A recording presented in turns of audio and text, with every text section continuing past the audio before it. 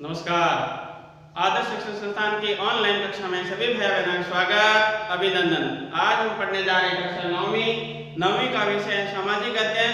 सामाजिक अध्ययन का भाग है भूगोल और भूगोल का अध्याय पढ़ने जा रहे हैं दूसरे अध्याय में हमने पिछले काल में पढ़ा था भारत के भौतिक स्वरूप का वितरण। सबसे पहले हमने पढ़ा था भारत का उत्तरी पूर्वी प्रदेश हिमालय पर्वतमाला के बारे में। हिमालय को 3 भागों में बांटा हुआ है। हिमालय की ऊंची चोटियां माउंट एवरेस्ट, कंचनजंगा के बारे में पढ़ा था और उस पर्वतीय प्रदेश के बाद हमने पढ़ा था उत्तर के मैदान के बारे में। भारत में सबसे ज्यादा उत्पादन इसी मैदान में होता है, सबसे ज्यादा उपजाऊ मिट्टी भी यही होती है, सबसे ज्यादा जनसंख्या भी यही है, ये हमने पढ़ा था। उसके बाद हमने पढ़ा था तीसरा, वो पढ़ा था प्रायद्वीपीय पठारों के बारे में। भारत को भौतिक वितरण के आधार पर जो सबसे बड़ा जो भाग है प्रायद्वीपीय पठार है। प्रायद्वीपीय पठारों में सबसे ज्यादा यहाँ पर खनिज प्राप्त होते हैं। छोटा नागपुर को तो खनिजों का कटोरा भी कहते हैं। इनको प्रायद्वीपीय पठार को भी 2 भागों में बांटते हैं, उच्च भूमि और दक्षिण के पठार। ये हमने पढ़ा था। आज हम पढ़ने जा रहे हैं भारत का चौथा भौतिक स्वरूप जिसका नाम है वो है तटीय मैदान।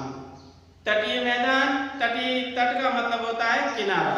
यहाँ किनारे से मतलब है समुद्र का किनारा। भारत में वो स्थान जो समुद्र के किनारे स्थित है, उस वहां पर जो मैदान आ जाते हैं समुद्र की लहरों के द्वारा, तरंगों के द्वारा, जहर भाटे के द्वारा, जो समुद्र के किनारे जो मैदान है उसी को तटीय मैदान कहते हैं। भारत में मुख्य रूप से 2 तरह के मैदान हैं। एक तो उत्तर का मैदान जो हिमालय पर्वत के दक्षिण की ओर आया हुआ है। हिमालय से निकलने वाली नदियां गंगा, ब्रह्मपुत्र और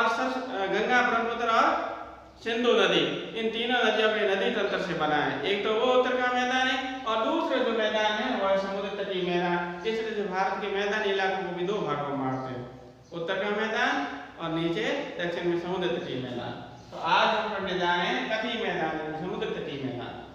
प्रायद्वीपीय पठार पर स्थित पश्चिमी तथा पूर्वी घाट, अरब सागर और बंगाल खाड़ी के मध्य स्थित मैदान को तटीय मैदान कहते हैं। हमने भारत के मानचित्र में देखा कि नीचे बंगाल की खाड़ी और अरब सागर आए हुए हैं।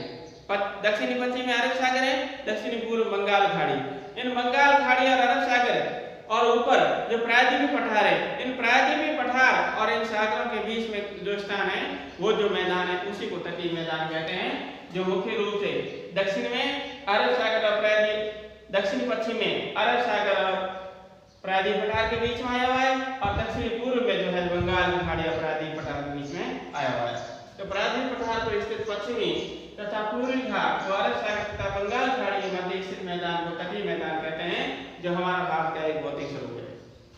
पश्चिमी तटीय मैदान, इस तटीय मैदान को 2 भागों में बांटते हैं, एक पश्चिमी तटीय मैदान, एक पूर्वी तटीय मैदान। जो पश्चिमी तटीय मैदान है वो अरब सागर से सीमा लगती है और जो पूर्वी तटीय मैदान वो बंगाल खाड़ी से सीमा लगता है। पश्चिमी तटीय मैदान पूर्वी तटीय मैदान की अपेक्षा संक्राय, एक तो था चौड़ाई में अधिक, एक संक्राय चौड़ाई में कम होता है। तो यहाँ पर पूर्वी तटीय मैदान की अपेक्षा संक्राय कौन? पश्चिमी तटीय मैदान। यानी पश्चिमी तटीय मैदान छोटा है, पूर्वी तटीय मैदान बड़ा है। तो पूर्व तटीय मैदान की अपेक्षा संक्राय कौन चौड़ा कम है, वो है पश्चिमी तटीय मैदान। अर्थात पश्चिमी तटीय मैदान पूर्वी तटीय मैदान से चौड़ा कम है। इस पश्चिमी तटीय मैदान को 3 भागों में बांटते हैं, कोंकण तट, कन्नड़ तट और मालाबार तट। ये जो सबसे ऊपर जो कोंकण तट है, ये इसी पश्चिमी तटीय मैदान में जो सबसे ऊपर वाला भाग है उसको कोंकण तट कहते हैं, जो हमारे मुंबई और गोवा के पास आया हुआ है। महाराष्ट्र और गोवा जो भारत के राज्य वहां पर स्थित है, उस तट को कोंकण तट कहते हैं। इस कोंकण तट के ही नीचे जो दूसरा तट है उसको कन्नड़ तट कहते हैं, जो कर्नाटक के किनारे आया हुआ है। इस तरह से हमारे जो दक्षिण में जाते हैं तो राजस्थान के नीचे गुजरात, गुजरात के नीचे महाराष्ट्र, तो महाराष्ट्र में की राजधानी मुंबई में कोंकण तट आता है। उसके बाद गोवा, उसके नीचे कर्नाटक आता है, तो कर्नाटक में कन्नड़ तट आता है। तो सबसे पहले ऊपर आएगा कोंकण तट, फिर कन्नड़ तट और उसके नीचे आएगा फिर मालाबार तट। इस तरह से भारत का जो तटीय मैदान है, इस तटीय मैदान को 2 भागों में बांटते हैं, एक पश्चिमी तटीय मैदान, एक पूर्वी तटीय मैदान। पश्चिमी तटीय मैदान को भी 3 भागों में बांटते हैं।